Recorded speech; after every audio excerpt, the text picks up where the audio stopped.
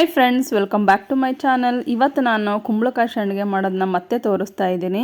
First ಕುಂಬಳಕಾಯಿನ ಚೆನ್ನಾಗಿ ತೊಳ್ಕೊಬೇಕು. ಈ ಮೇಲ್ಗಡೆ ವೈಟ್ ಪೌಡ್ರ್ ಇದೆಯಲ್ಲ, ಅದು ಕ್ಲೀನಾಗಿ ಹೋಗೋ ಥರ ಉಜ್ಜಿ ತೊಳಿಬೇಕು. ನೋಡಿರಿ, ಈ ಥರ ಡಿಫ್ರೆನ್ಸ್ ನಿಮಗೆ ಗೊತ್ತಾಗುತ್ತೆ.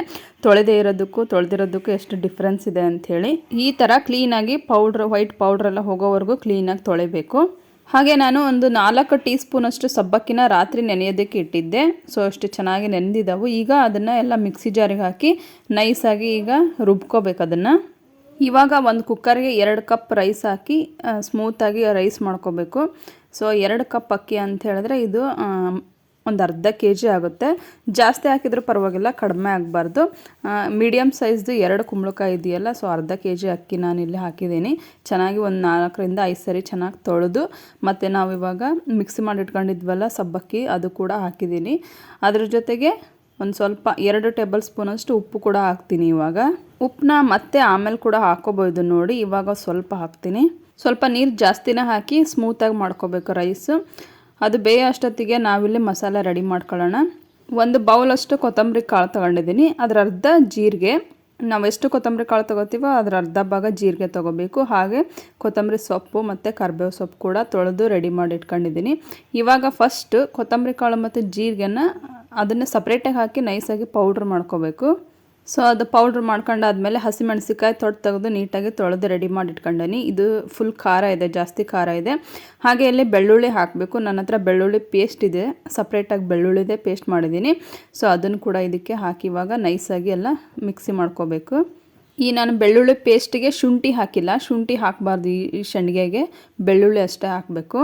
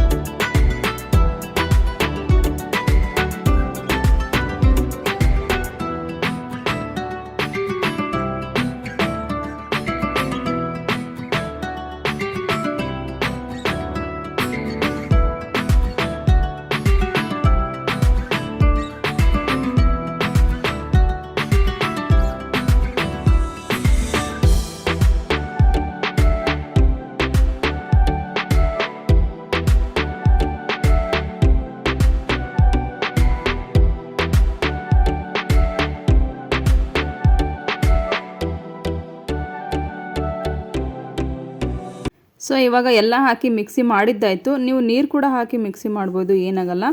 ಸೊ ನೆಕ್ಸ್ಟ್ ಇವಾಗ ಕುಂಬಳಕಾಯಿ ತೊಳೆದಿಟ್ಕೊಂಡಿದ್ವಲ್ಲ, ಅದನ್ನು ಕಟ್ ಮಾಡ್ತಾ ಇದ್ದೀನಿ. ಕೆಲವೊಬ್ಬರು ಒಡೆದ್ರೂ ಪರವಾಗಿಲ್ಲ. ಸೊ ನಾನು ಯಾವತ್ತೂ ಈ ಥರ ಚಾಕು ತಗೊಂಡು ಕಟ್ ಮಾಡ್ತೀನಿ, ನೀಟಾಗಿ ಆಗುತ್ತೆ ಅಂಥೇಳಿ. ಹಾಗೆ ಇದರಲ್ಲಿ 1ರಲ್ಲಿ 4 ಭಾಗ ಮಾಡಿ ಚೆನ್ನಾಗಿ ತುರಿಬೇಕು, ಸಿಪ್ಪೆ ತೆಗಿಬಾರ್ದು. ಕೆಲವೊಂದು ಸರಿ ಕುಂಬಳಕಾಯಿ ಕೆಟ್ಟೋಗಿರುತ್ತೆ, ಆ ಥರದ್ದು ಹಾಕಿ ಮಾಡಬಾರ್ದು. ಈ ಥರ ಚೆನ್ನಾಗಿರೋದನ್ನ, ಕ್ವಾಲಿಟಿ ಇರೋದನ್ನ ತಗೊಂಡು ಮಾಡಬೇಕು. ಹಾಗೆ ನಾನು ಲಾಸ್ಟ್ ಇಯರ್ ಕೂಡ ನಾನು ಕುಂಬಳಕಾಯಿ ಸಂಡಿಗೆ ಮಾಡೋದು ಯಾವ ಥರ ಅಂತ ಡೀಟೇಲಾಗಿ ತೋರಿಸಿದ್ದೆ. ಬಟ್ ಅದರಲ್ಲಿ ಸ್ವಲ್ಪ ಮ್ಯೂಸಿಕ್ ಆ್ಯಡ್ ಮಾಡಿರೋದ್ರಿಂದ ನನ್ನ ವಾಯ್ಸು ಅದರಲ್ಲಿ ಕ್ಲೀನಾಗಿ ಕೇಳಿಸಿಲ್ಲ ಅಂತ ಕಮೆಂಟ್ ಮಾಡಿದರು. ಅದಕ್ಕೋಸ್ಕರ ನಾನು ಹೇಗೂ ಈ ವರ್ಷ ಮಾಡ್ತಾ ಇದ್ದೀನಲ್ಲ, ಅದನ್ನು ನಿಮ್ಮ ಜೊತೆ ಕೂಡ ನಾನು ಶೇರ್ ಮಾಡಬೇಕು ಅಂಥೇಳಿ ವಿಡಿಯೋ ಮಾಡ್ತಾಯಿದ್ದೀನಿ. ಸೊ ಇವಾಗ ಈ ಥರ ಚಿಕ್ಕ ಚಿಕ್ಕ ಪೀಸ್ ಮಾಡಿಕೊಂಡು ಇದನ್ನು ಚೆನ್ನಾಗಿ ತುರಿಬೇಕು.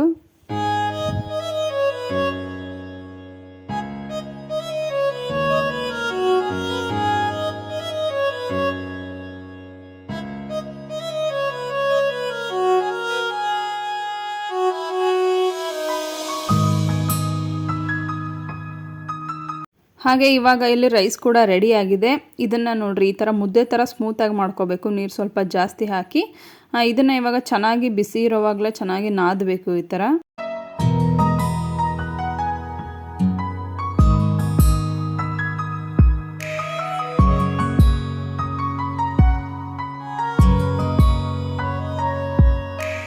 ಇವಾಗ ಕುಂಬಳಕಾಯಿ ತುರಿಯೋದೆಲ್ಲ ಆದಮೇಲೆ ಇಷ್ಟ ಆಗಿದೆ. ಸ್ವಲ್ಪ ಎಲ್ಲ ತುರಿದಿದ್ದಾದಮೇಲೆ ಸ್ವಲ್ಪ ಮಿಕ್ಕಿರುತ್ತಲ್ಲ ತುರಿಯೋಕ್ಕಾಗದೇ ಇರೋದು, ಅದನ್ನು ನಾನು ಮಿಕ್ಸಿ ಮಾಡಿದ್ದೀನಿ. ನಿಮಗೆ ತೋರಿಸ್ತಾ ಇದ್ದೀನಲ್ಲ, ಅದು ಮಿಕ್ಸಿ ಮಾಡಿರೋದು.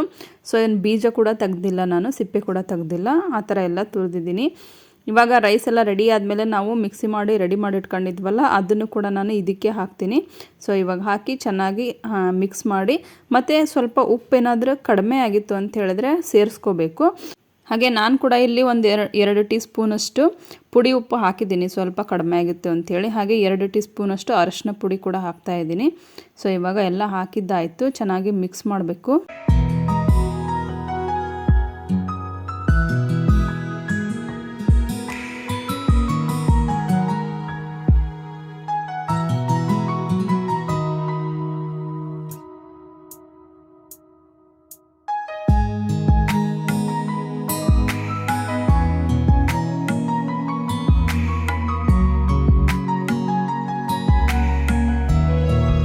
ಸೊ ಫ್ರೆಂಡ್ಸ್, ಇವಾಗ ಟೆರಸ್ ಮೇಲೆ ಸೀರೆ ಹಾಕಿ ರೆಡಿ ಮಾಡಿದ್ದೀನಿ. ಇವಾಗ ಕೈಗೆ ಗ್ಲೌಸ್ ಹಾಕ್ತಾ ಇದ್ದೀನಿ. ಹಾಕೊಳ್ಳದೇ ಇದ್ರೂ ನಡೆಯುತ್ತೆ. ನಾನು 2 ಸೀರೆ ಹಾಸಿದ್ದೀನಿ, ನೀವು ನೋಡ್ಬೋದು. ಯಾಕೆ ಅಂತ ಹೇಳಿದ್ರೆ ನೀರಿನ ಅಂಶ ಇರುತ್ತಲ್ಲ, ಸೊ ಡೈರೆಕ್ಟಾಗಿ ನಾವು ಒಂದೇ ಸೀರೆ ಮೇಲೆ ಇಟ್ಟರೆ ಚೆನ್ನಾಗಾಗಲ್ಲ, ಕೆಳಗಡೆದೆಲ್ಲ ಅಬ್ಸರ್ವ್ ಮಾಡ್ಕೊಳ್ಳುತ್ತೆ. ಸೊ 2 ಸೀರೆ ಹಾಕಿ ರೆಡಿ ಮಾಡಿದ್ದೀನಿ. ಇವಾಗ ಸ್ವಲ್ಪ ಕ್ವಾಂಟಿಟಿನಲ್ಲಿ ನೀವು ತಗೊಂಡು ನಿಮಗೆ ಎಷ್ಟು ಸೈಜ್, ಯಾವ ಸೈಜಿಗೆ ಬೇಕಾಗುತ್ತೋ ಆ ಸೈಜಿಗೆ ಈ ಥರ ಮಾಡಿ ಸಂಡಿಗೆನ ತಟ್ಟಬೇಕು. ಸಂಡಿಗೆ ಮಾಡುವಾಗ ಸ್ವಲ್ಪ ದಪ್ಪನೇ ಮಾಡಬೇಕು, ಒಣಗಿದ ಮೇಲೆ ಫುಲ್ ತೆಳ್ಳಗಾಗ್ಬಿಡುತ್ತೆ. ಸೊ ನಾವು ಮಾಡುವಾಗ ಸ್ವಲ್ಪ ದಪ್ಪನೇ ಇರಲಿ. ಕುಂಬಳಕಾಯಿ ಹೆಲ್ತಿಗೆ ತುಂಬಾ ಒಳ್ಳೆಯದು. ಸೊ ನಾವು ಡೈಲಿ ಅನ್ನದ ಜೊತೆ, ಮುದ್ದೆ ಜೊತೆ 1-2 ತಿಂತಾ ಬಂದರೆ ಹೆಲ್ತ್ ಕೂಡ ಒಳ್ಳೆಯದು, ಟೇಸ್ಟ್ ಕೂಡ ಚೆನ್ನಾಗಾಗುತ್ತೆ. ಸೊ ಈ ಥರ ಚೆನ್ನಾಗಿ ಬಿಸಿಲಿರೋ ಟೈಮಲ್ಲಿ ಮಾಡ್ಕೋಬೇಕು ಈ ಸಂಡಿಗೆ ಮಾತ್ರ. ಹಾಗೆ ಸಂಡಿಗೆ ಎಲ್ಲ ಮಾಡಿದ್ದಾದಮೇಲೆ 3-4 ದಿನ ಚೆನ್ನಾಗಿ ಸ್ಟ್ರಾಂಗ್ ಬಿಸಿಲಲ್ಲಿ ಒಣಗಿಸ್ಬೇಕು.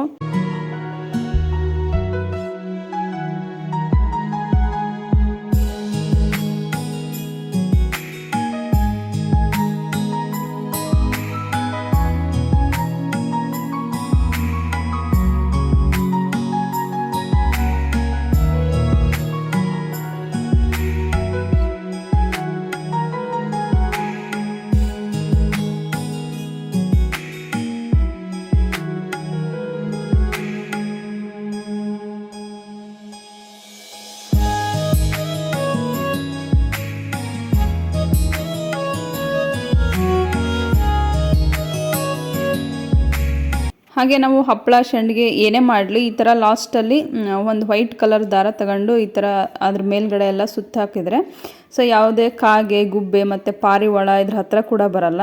ಹಾಗಾಗಿ ಸೇಫ್ಟಿಗೋಸ್ಕರ ಈ ಥರ ಮಾಡಿ ಹೋಗ್ತೀವಿ. ಇಲ್ಲಿ ಏನೂ ಬರಲ್ಲ ಕಾಗೆ ಆ್ಯಕ್ಚುಲಿ, ಆದರೂ ಕೂಡ ಈ ಥರ ಮಾಡಿ ಹೋದರೆ ಫುಲ್ ಸಂಜೆವರೆಗೂ ಬರದೇ ಇದ್ದರೆ ನಡೆಯುತ್ತೆ ಪದೇ ನೋಡೋದಕ್ಕೆ. ಸೊ ಈ ಥರ ಮಾಡಿದ್ರೆ ಮಂಗ ಕೂಡ ಬರಲ್ಲ. ಅದು ಬಿಸಿಲಿಗೆ ವೈಟ್ ಕಲರ್ ದಾರ ಸೊ ಶೇಕ್ ಆಗ್ತಾ ಇರುತ್ತಲ್ಲ, ಅದು ಭಯಪಟ್ಟು ಬರಲ್ಲ. ಸೊ ಫ್ರೆಂಡ್ಸ್, ಫೈನಲಾಗಿ 4 ಡೇಸ್ ನಾನು ಚೆನ್ನಾಗಿ ಬಿಸಿಲಲ್ಲಿ ಒಣಗಿಸಿದ ಮೇಲೆ ಯಾವ ಥರ ಆಗಿದೆ ಅಂತ ತೋರಿಸ್ತಾ ಇದ್ದೀನಿ. ಹಾಗೆ ಈ ಥರ ಏರ್ ಟೈಟ್ ಕಂಟೈನರ್ ಬಾಕ್ಸಲ್ಲಿ ನೀವು ಸ್ಟೋರ್ ಮಾಡಿ ಇಡ್ಬೋದು. 1 ವರ್ಷ ಕೂಡ ಏನಾಗಲ್ಲ, ಚೆನ್ನಾಗಿರುತ್ತೆ. ಸೊ ಡೈಲಿ ನೀವು ಸುಡ್ಬೋದು, ಇಲ್ಲ ಅಂತ ಹೇಳಿದ್ರೆ ಎಣ್ಣೆಯಲ್ಲಿ ಫ್ರೈ ಕೂಡ ಮಾಡ್ಬೋದು, ತುಂಬ ಚೆನ್ನಾಗಿರುತ್ತೆ. ಸೊ ನೋಡಿ ಒಣಗಿದ ಮೇಲೆ ಯಾವ ಥರ ಆಗಿದೆ ಅಂತ ತೋರಿಸ್ತಾ ಇದ್ದೀನಿ.